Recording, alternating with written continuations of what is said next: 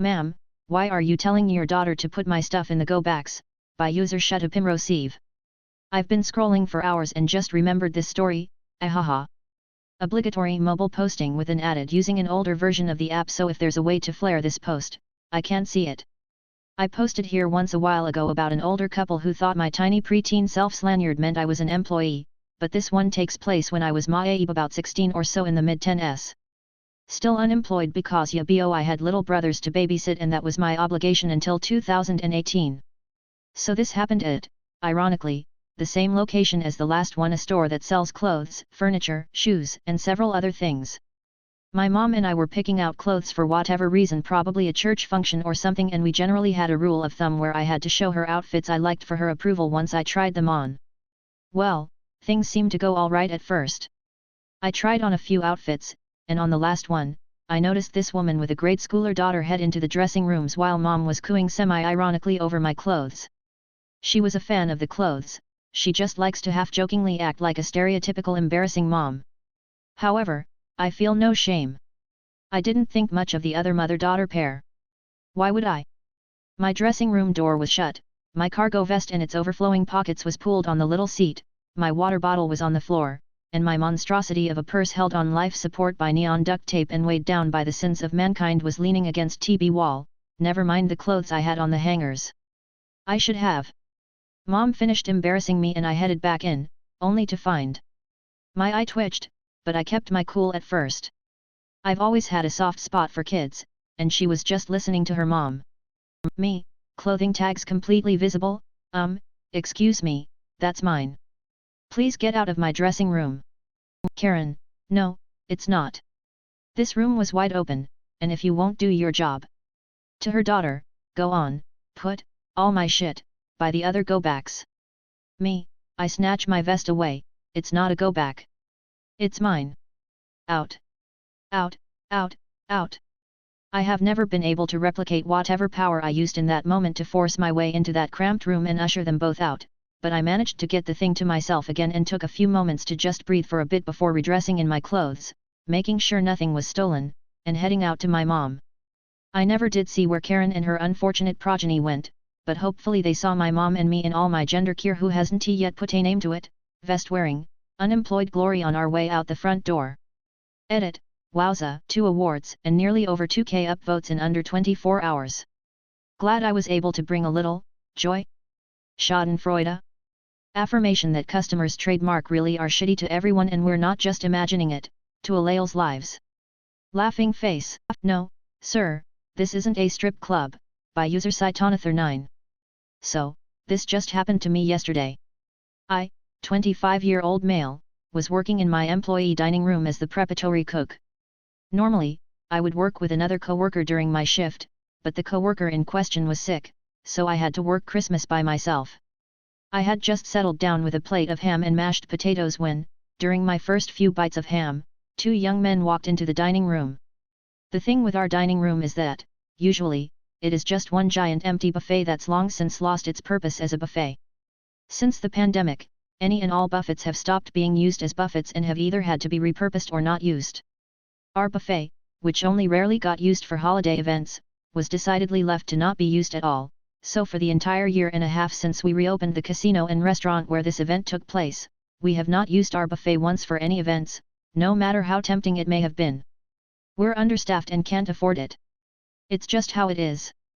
An even bigger hint that this place has long stopped being used for events are the black drapes we have that were set up to block customers from seeing inside, although they probably would have gotten the hint even better if they just left a closed sign and some belts for security, since there's never any staff at the desks to let people in anymore. But that's it. An empty buffet room that is only ever used as an employee eating space, and the entire front half of this area is left untouched while the back of the room is occupied by the occasional visitor. So this should have been a dead giveaway for the 2 young men who walked in the buffet like they owned the place, right? Wrong. Between the two, the leader of them both was a rather overly confident, talkative, cocky young man who wore a black pair of pants, had curly brown long hair, glasses, and a fanciful white shirt with an open V-neck that went so far down his shirt you could see his chest. It resembled the types of shirts you'd see the cast of Pirates of the Caribbean wear when they had to dress like they were relaxing or something. Mr. Fancy and his companion walked toward the center of the room, and here is when I finally decided he'd walked in and didn't realize yet he wasn't allowed to be in here. I speak up. Sir? Are you not an employee? You do realize this area is closed off to customers. Mr. Fancy, not seeming to realize that my first sentence alone should have been more than enough of a sign, he goofed up, responded as he came over, and I put my mask up, as he and his buddy didn't have one. We're just lost and trying to find us some witches, he declared, trying to be exciting and just sounding more out of place than ever. I wish I could remember word for word what he said after this part, but I blanked when I heard him say why he was there.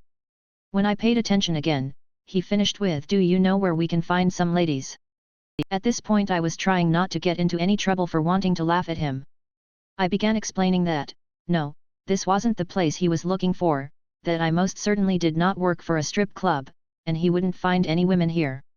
My chef, in the meantime, he works next door in the restaurant, which I was thinking maybe I can just tell these two idiots where to go get some food instead, came by and saw what these two were doing. He backed me up, establishing the fact that Mr. Fancy and his pal did not belong in here, and that they should turn around and head out. It was almost an easy end to a misunderstanding, right? Mr. Fancy had to make it awkward. Dang, though, this is a very weird strip club. Oh, unless it's one of those ones for the gays. Everyone stopped. We were a few feet from the front desk of the buffet and he said that. I shut my mouth and just stared at him, my eyes dead serious. I knew way too many people who would have had some choice words to say, but I just settled with staring him down. This was finally when Mr. Fancy realized he probably spoke too much. I am sorry if I offended you. But I was done. Sir. I'm not entertaining this anymore. Get out of here. And then we scooted them out the buffet and past the curtains. I checked around to see if they would try anything funny, but they left. Unfortunately, I later found out that Mr. Fancy and co had went to the restaurant next door and began trying the same thing with the hostess, but he was shooed off. I am not a doctor and I don't play one on TV, by user Sundakalogo Toffee. I was at the ER for a relatively minor issue with my kid. An old lady was for some reason convinced I was her doctor and refused to cooperate with the nurse until she heard it from me. A real doctor called me out in the hall and said, "I need you to go in there and tell the nurse, blah blah Dr. Tetchy stuff, to convince the patient to cooperate. I'm not wearing red, by user hyper_bird_. This happened a few months ago, so I figure enough time has passed to finally post this. I work at a well-known body/home fragrance store. Yes, probably the one you're thinking of. If you've never been, or can't remember, our uniform is blue jeans and either a white shirt or a gingham shirt, and in the store, we wear blue aprons. Well, I had gotten off my shift, and since I had the car, my mother asked me to run a few errands for her while I was out. Since I don't take other clothes to change out of when I'm not working, I resigned myself to walking around other stores smelling like I'd just crawled through 10 different flower fields. Yet, there is no getting away from all the perfumes and lotions you test for customers throughout your shift. One of the stores I had to go was Target. For a bit of backstory, Target, for some reason, is just a really popular place to go in my hometown, especially around my age. I'm really not sure what it is about the store, but it's just a place that everyone hangs out in, so I'm very familiar with the layout of this building. I could probably navigate it with my eyes closed. So I'm walking down one of the snack aisles, looking for sour candy for my brother. I'm holding a basket in one hand and my work bag in the other. I'm very clearly a customer and not an employee. However, this lady doesn't seem to get it. Again, it's been a few months, but I'll try to get as close to the actual conversation as possible. K equals Karen, OP equals me. K, ahem. I didn't pay attention to her at all, since I'm in my own little world trying to decide which of the many sour candies my brother wants. K, ahem. I look to my left to see this annoyed woman staring at me with her arms crossed and her foot tapping on the ground. Yes, her foot was actually tapping. I didn't think people did this in real life until this moment. Assuming that I was in this person's way, I apologized and sidestepped. K, don't move away from me, you're supposed to help me. I'm beyond confused. Help her? With what? Did she want help with the candy? I know I eat a lot of it, but that doesn't make me an expert. OP, excuse me? K, help me. You're supposed to help me. OP, with what? K, finally, a good response. I'm looking for stationery. Okay, lady, first of all, why are you looking for stationery in the candy aisle? Second, to get to the candy aisle, which is at the back of the store, you go past two giant signs that say office supplies and school supplies. How did she miss them? I ignore my frustrated thoughts and put on my retail smile. OP, what kind of stationery? Like, paper or pens or? K, no, no, no. Stationery. You know, stationery. No, I don't know. Stationery is a broad term. A million things fall under that category and some of those things are in different aisles in this store. I've seen glitter pens under arts and crafts but black pens in office supplies. I've even seen sticky notes in home decor.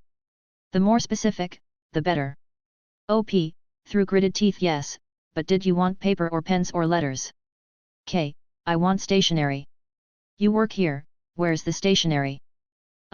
What? I don't work at Target. I don't look like it, and I don't smell like it. OP, oh, I'm sorry, but I don't work here.